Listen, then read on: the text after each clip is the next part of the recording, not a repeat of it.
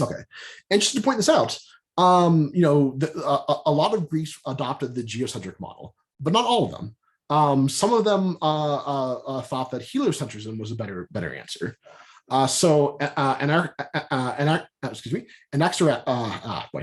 Anaxagoras, about 2,500 years ago. Just to be clear here, Anaxagoras wasn't perfect. He thought the sun was a fiery stone. That was not correct. The sun is not a fiery stone. We'll talk about what the sun actually is in a few lectures. But he did get one thing correct. He hypothesized that what if other stars were exactly the same as the sun? They were just further away. So all the stars and the sun are exactly the same thing. Some are just further away than others, and the sun is just the closest of all of them. That part is correct. Not fiery stones, but correct that the stars and the sun are the same basic thing. This was expanded upon a little bit about 200 years later by Aristarchus, who put the sun at the center of the universe. The Earth orbits the sun, and again saw that thought that other stars were the same as the sun. They were just further away. And in order to explain this heliocentric model, Aristarchus, basically put together all the things that we now recognize today as being accurate. The Earth has to spin to explain the eastward motion of the objects, and then the stars, other than the planets, all orbit the sun rather than orbiting the Earth. Okay, so how do scientists settle arguments? And basically, the answer is observations. We ask which of our hypotheses, which of our models better explain the observations. And so you have two different hypotheses about the universe. One is the sun is the center, the other is the Earth is the center, geocentrism versus heliocentrism. And if you're a scientist and you want to know which model should I believe, the answer is observations. What are the predictions that this model makes? What are the predictions that this model makes?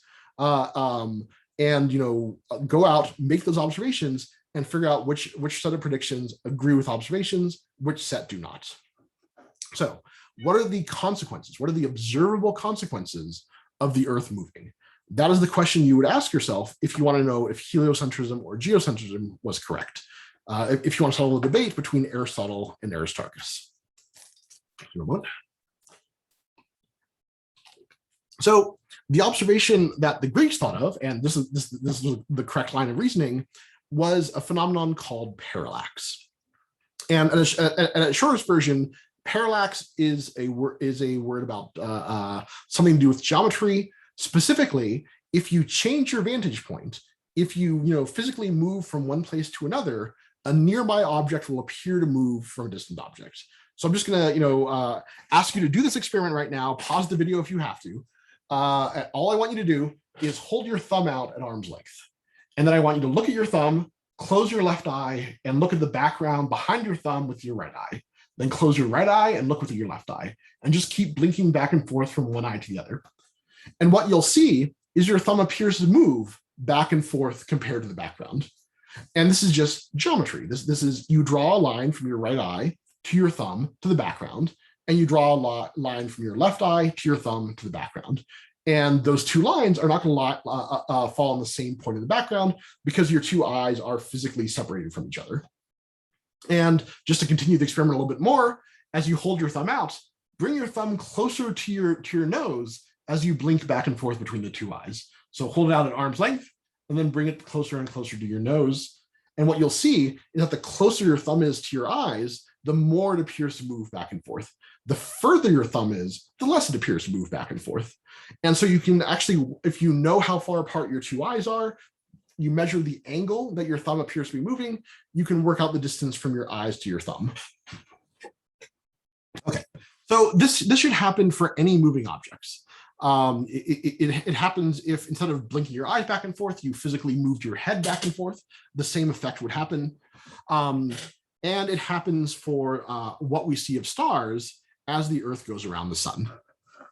So, this is a sort of somewhat cartoony picture here, but tries to get the point across of how parallax actually works. So again, very much not to scale.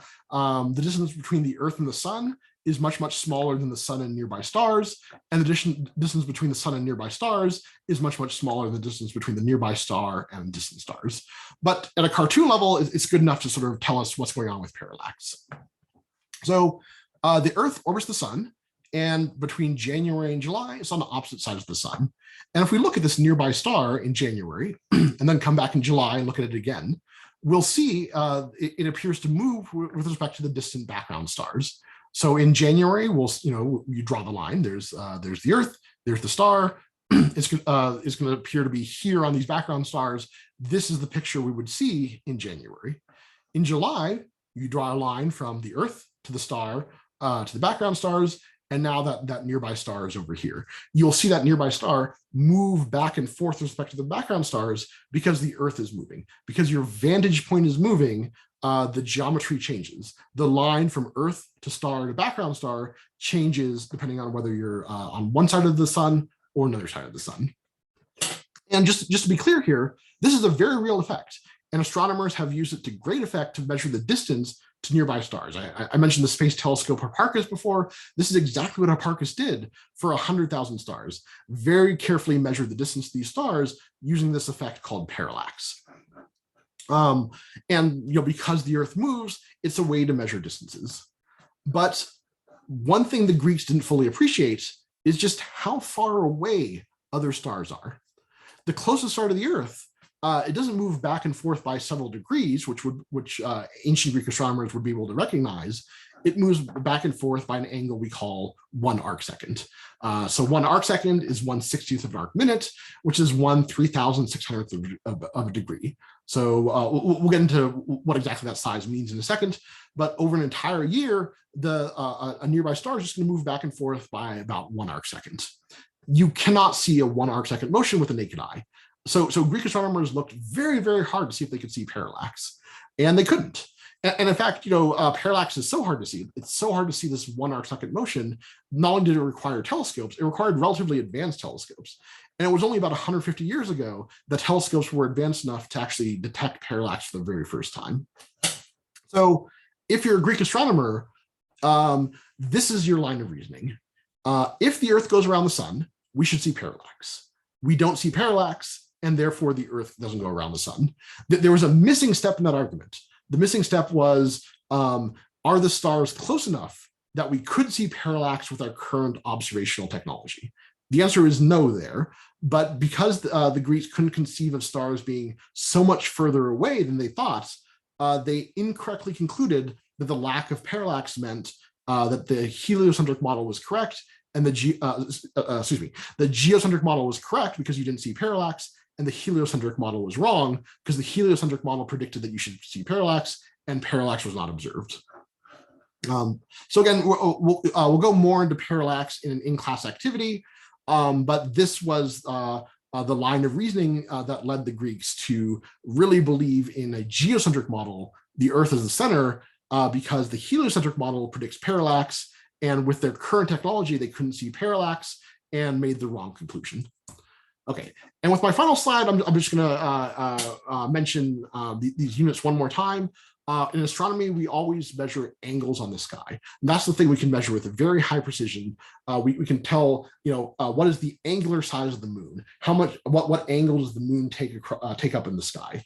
How far is Mars from Jupiter? What is the angle on the sky between Mars and Jupiter? And so the typical angles we use are arcseconds. So you're probably familiar with with degrees. There are 360 degrees in a circle. Here is a not to scale figure sort of showing this. Imagine having a circle. This is much more than 1/360th for vision's sake. But imagine you divide up the circle into 360 pie slices. One of those is 1 degree. You can further divide that 1 degree into 60 arc minutes. And then you can further divide those 60 arc minutes into 60 arc seconds. So 1 arc second is 1/3600th of a degree. And I'm going to show this, my favorite video here of the 4 extrasolar planets orbiting the star HR 8799, about 10 years of motion here. And to tell you how large this image is on the sky, is about 1 arc second. This bar here is about 1 arcsecond across, and so most of these planets are less than an arcsecond from their star. So again, you cannot see 1 arcsecond with a naked eye. You need a really, really good telescope to see something with that's arc minutes across, and you need a very, very large telescope, a very good telescope. We'll talk about the relationship between telescope size and resolution later on, but to see it 1 arc see 1 arcsecond, you need a good telescope. And it's only recently that we can get to this level where we can actually start to see extrasolar planets around nearby stars. Okay, so that finishes up for this lecture. I will stop there. I will see those of you in my section in class, and good luck.